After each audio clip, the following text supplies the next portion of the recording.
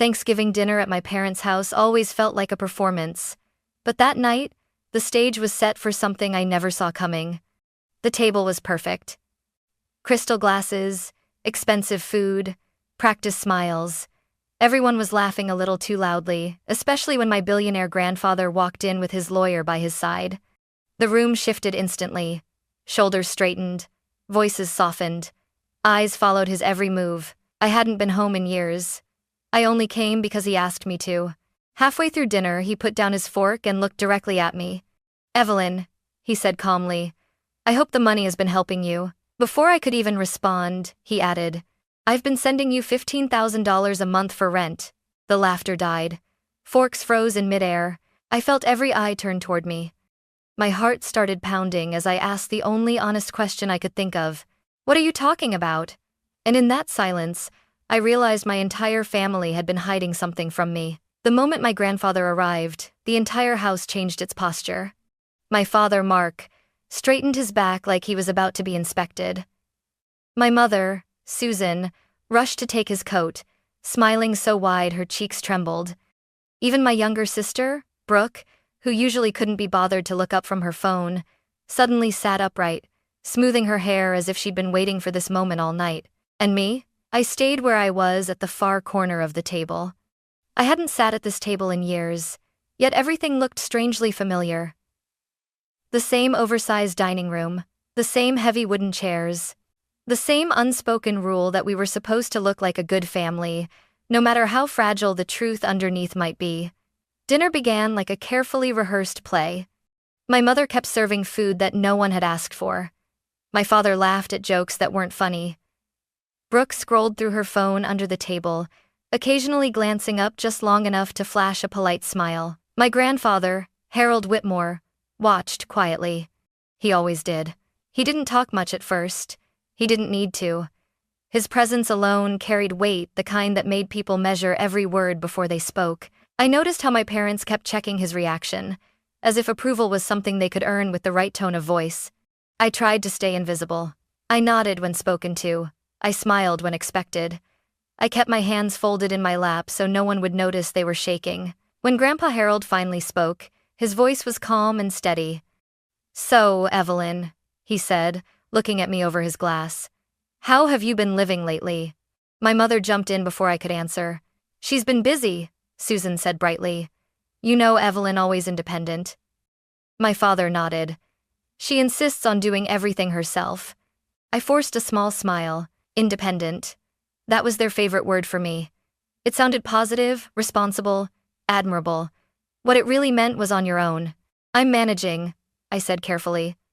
Grandpa Harold studied my face for a long second, as if weighing something he hadn't yet decided to say. "You look tired," he said. The room went still. Susan laughed quickly. "Oh, she's always been like that. Overworks herself." Brooke finally looked up from her phone. "She does love playing the martyr." I ignored her. Grandpa Harold's gaze never left me. "Are you taking care of yourself?" That question almost broke me. Not because it was dramatic, but because no one else had asked it in years. "Yes," I lied softly. My grandfather nodded, but I wasn't sure he believed me. The food arrived expensive, beautifully plated, untouched for long stretches of time. Conversation floated around safe topics: business, renovations, travel plans. My parents talked about the house like it was a trophy they'd earned, not a place built on carefully maintained appearances. At one point, my father leaned back in his chair, satisfied. "We've been doing pretty well," he said casually. "Things finally stabilized." My grandfather hummed in response. "That's good," he said. "Stability matters." He paused, then added, almost as an afterthought, "especially when someone is starting out on their own." His eyes shifted back to me. I felt a knot tighten in my stomach. "Evelyn," he continued, "living alone isn't easy, but with the right support, it doesn't have to be overwhelming." My mother's hand tightened around her fork. My father cleared his throat. I opened my mouth to respond, but that was when my grandfather said the sentence that didn't belong. "As long as rent isn't a concern," he said calmly, "life becomes a little more manageable." The words landed strangely, like a puzzle piece that didn't fit. I frowned slightly. Then he said it. I've been sending you $15,000 a month so you wouldn't have to worry. However, it's not midi wakid. The table went silent. No one moved, no one breathed. And in that frozen moment, I realized something was very wrong, not with what he said, but with how quickly my parents reacted. My father laughed. Too fast, too loud. Dad, he said, waving his hand. You know Evelyn. She doesn't keep track of money. My mother nodded immediately. We help her manage things. I stared at them. They didn't look surprised. They looked prepared. And suddenly, a cold realization crept up my spine. This conversation wasn't new to them. It was only new to me. For a moment, I honestly thought I had misunderstood everyone. Not my grandfather, but my parents. Because the way they reacted wasn't shock. It wasn't confusion.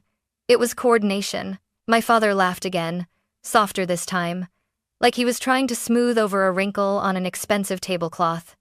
Dad, you're exaggerating, Mark said. You know Evelyn. She doesn't really keep track of these things. I turned to him slowly. Keep track of what? Susan reached for her wine glass, her fingers trembling just enough to notice if you were looking for it. Honey, she said gently, you don't remember every detail. You've had a lot on your plate. That familiar chill slid down my spine. That sentence had been used on me before. I remember my rent, I said. I pay it, every month. Brooke sighed dramatically, finally putting her phone down. Oh my God, are we really doing this right now? I looked at her. Doing what? Turning dinner into one of your episodes, she replied flatly. My chest tightened. This isn't an episode. Grandpa just said. Brooke cut me off. Grandpa says a lot of things. The room tilted slightly, like the ground had shifted under my feet. My grandfather's eyes narrowed, but my mother rushed in before he could speak. Evelyn, Susan said, voice trembling in that careful, theatrical way. We're just worried about you. You've always struggled with stress. Sometimes your memories get mixed up. I stared at her. Are you saying I imagined paying my rent?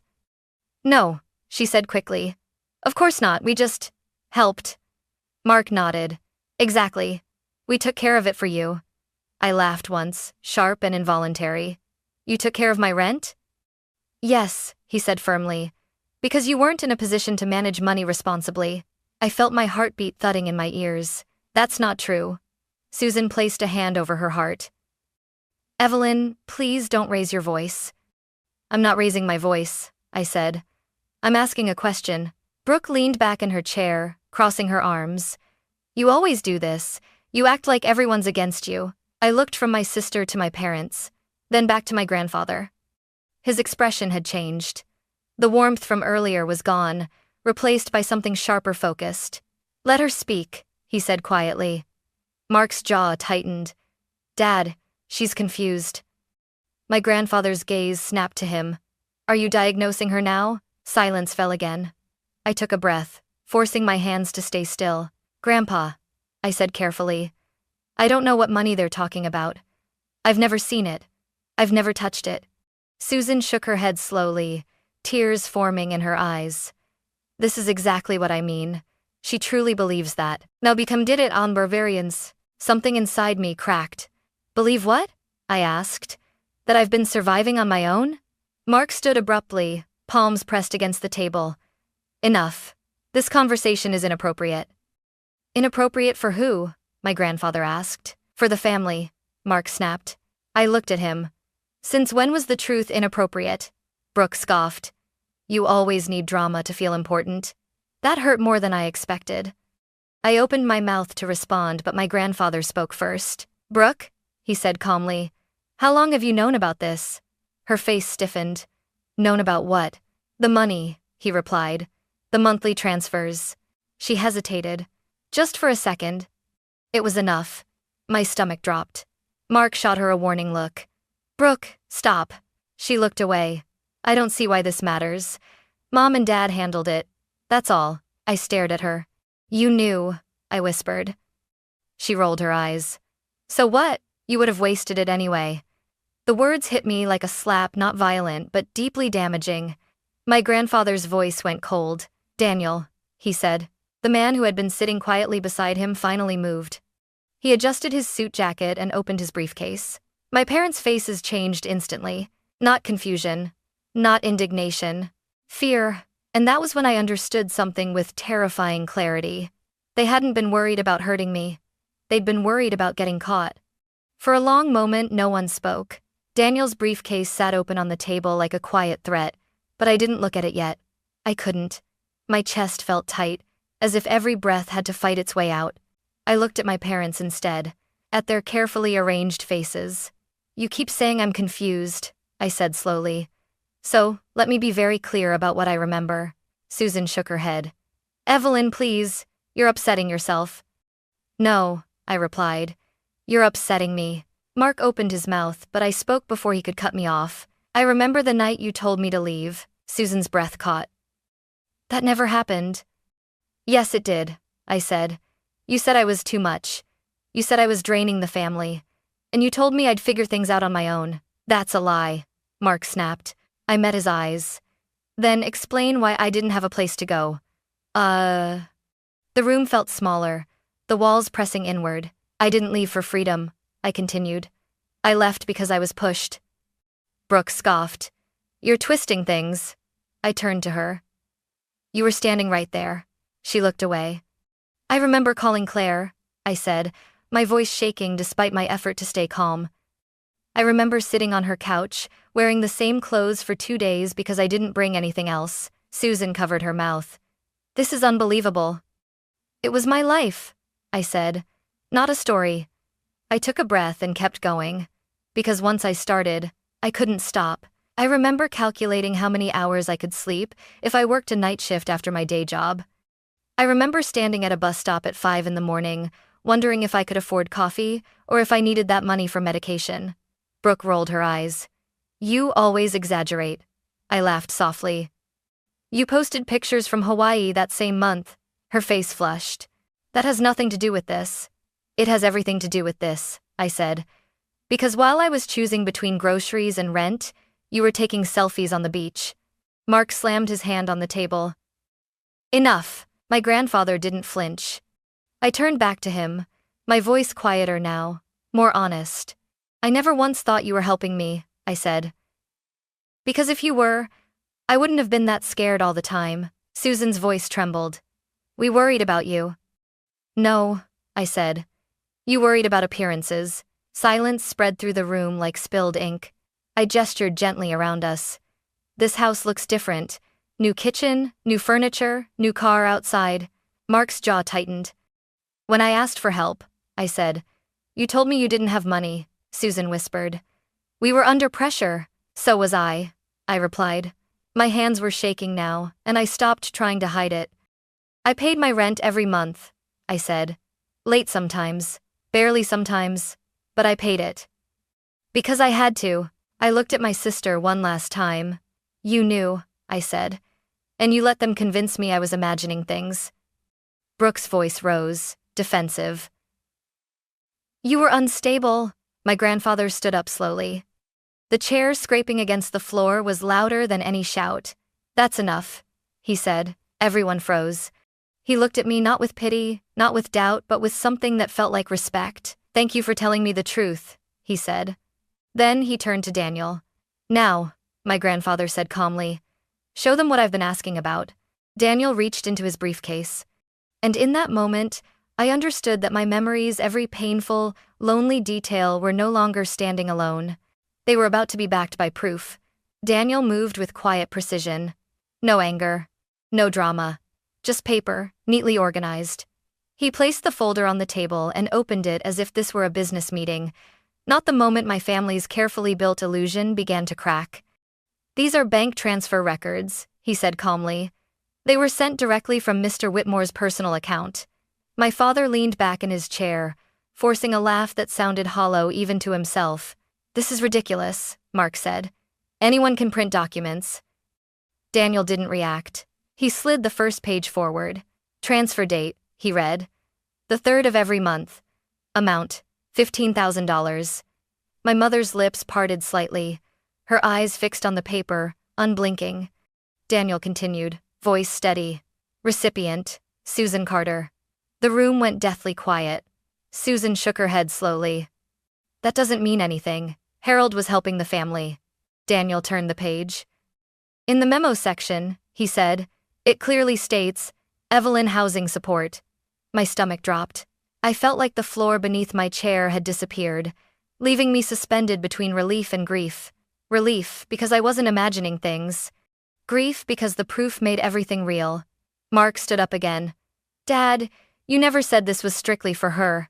My grandfather looked at him with a calm that felt almost cruel. I never said it wasn't. Mark's face flushed. You can't just decide that now. I decided it 5 years ago, my grandfather replied. You just chose to ignore it. Daniel laid out more pages, lining them up like pieces of a puzzle no one could deny anymore. 60 consecutive transfers, he said. No interruptions, no missed months. Brooke's breathing became shallow. Susan whispered, this is a misunderstanding. Daniel looked up for the first time, his gaze direct but not unkind. A misunderstanding happens once, he said. This happened 60 times. The word 60 echoed in my head. 5 years. 5 years of wondering if I was weak. 5 years of being told I was irresponsible. 5 years of believing survival was something I had to earn. My grandfather leaned forward slightly. Evelyn never received this money, he said. It wasn't a question. Daniel nodded. There is no record of any transfer to her account. Susan let out a shaky breath that sounded like a quiet collapse. Mark ran a hand through his hair, pacing now. Okay, fine. We managed it. That doesn't mean we stole it. I finally spoke, my voice barely above a whisper. Then why was I still struggling? Mark stopped pacing. Susan looked at me, tears spilling now, but there was no comfort in her eyes, only panic. Daniel turned another page. A few days after each deposit, he said. There were withdrawals, large ones. He paused deliberately. Vehicle payments, credit card balances, travel expenses. Brooke swallowed hard. Daniel closed the folder gently. There is no indication, he said, that any portion of this money was used for Evelyn's rent. The silence that followed felt heavier than any argument. My grandfather straightened. So, he said quietly, I will ask one last time. He looked at my parents. Where did my money go? No one answered, and in that unbearable stillness, I knew. This wasn't just a family argument anymore. It was a reckoning. The silence didn't break on its own.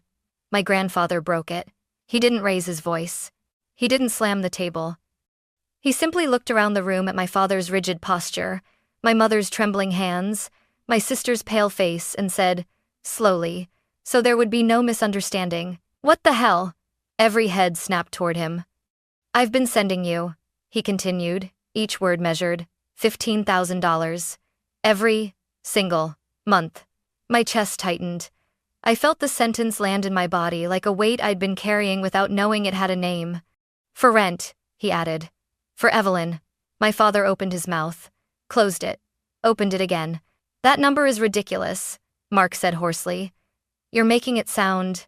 I am not making anything sound like anything, my grandfather interrupted. I am stating a fact. He turned to Daniel. Read it. Daniel didn't hesitate. From the 3rd of each month, he said, over a period of 5 years, $15,000 per transfer. He paused, then added the line that seemed to drain the color from the room. Total transferred amount, $900,000. My mother gasped. Not a polite gasp, not a performance, a real one. Brooke's hand flew to her mouth. Her face turned a vivid, unmistakable red, not anger, not defiance, panic. I felt dizzy. $900,000. I thought of the nights I'd sat on the edge of my bed refreshing my bank app, the times I'd skipped meals, the weeks I'd worked back-to-back shifts because my account hovered just above zero. My grandfather looked at me. Evelyn, he said quietly, when you asked me what I was talking about, this is what I meant. Ate myself to and fro. My voice came out thin. I never saw it. I know, he said immediately. That's why we're here. My father stepped forward, palms raised. Dad, let's slow down. You're jumping to conclusions. Daniel spoke before my grandfather could respond. These are not conclusions, he said. They are records. Susan finally broke. She sank back into her chair, shoulders shaking. We didn't mean for it to go this far. My grandfather's eyes hardened. You meant for it to go far enough that Evelyn would never question it. Susan looked up at him, tears streaking her face. We needed it. For what? He asked. For the family, she whispered. I laughed once soft, bitter. You mean for yourselves? Mark snapped his head toward me. Watch your tone. My grandfather turned to him. You do not get to correct her. The room froze again. Daniel slid another document forward. There's more, he said. My father stiffened. What else could there possibly be? Patterns, Daniel replied. Consistent spending following each deposit. Car payments, renovations, travel. Catmin, Brooke shook her head frantically. That doesn't prove anything. Daniel met her gaze. It proves where the money went. She swallowed hard and looked down. My grandfather stood up slowly. I asked you to help your daughter, he said. I trusted you. Instead, you took from her and told her she was confused when she struggled. Susan sobbed openly now. Please, Harold. This doesn't have to be public. My grandfather's voice was calm, devastatingly so. It already is. Mark's voice cracked. You're going to ruin us. You ruined yourselves, my grandfather said. And you did it by harming someone you were supposed to protect. He turned to Daniel. Proceed. Daniel nodded once. Yes, sir. Susan shot to her feet. No, wait, please. Daniel didn't raise his voice. He didn't threaten. He simply stated reality. We will be filing a formal complaint for misappropriation of funds, he said. Potential fraud will be evaluated based on representations made. The word fraud hung in the air. My father's knees buckled slightly as he sat back down. Brooke whispered, You're really doing this? I answered her before anyone else could. Yes, I said. Because you knew, and you watched me struggle anyway. She looked at me like she wanted to argue, then realized she couldn't. My grandfather placed a hand over mine. Evelyn, he said softly, you are not responsible for what happens next. I nodded, tears finally slipping free. I just want the truth to stop being buried. He squeezed my hand gently. It ends tonight. As Daniel gathered the documents, I looked at my parents one last time. They weren't angry anymore. They were exposed. And for the first time in years, the weight I'd been carrying wasn't mine alone. The truth was standing with me. The dinner ended without dessert. No one suggested it. No one moved. My grandfather was the first to stand. He didn't look at my parents as he put on his coat. When he turned to me, his expression softened in a way that almost undid me. Evelyn, he said quietly, come with me. I followed him out of that house without looking back. The air outside felt different, colder, cleaner, real. I didn't realize how tightly I'd been holding myself together until the door closed behind us. The next morning, I was sitting in Daniel's office. Everything was calm, too calm almost.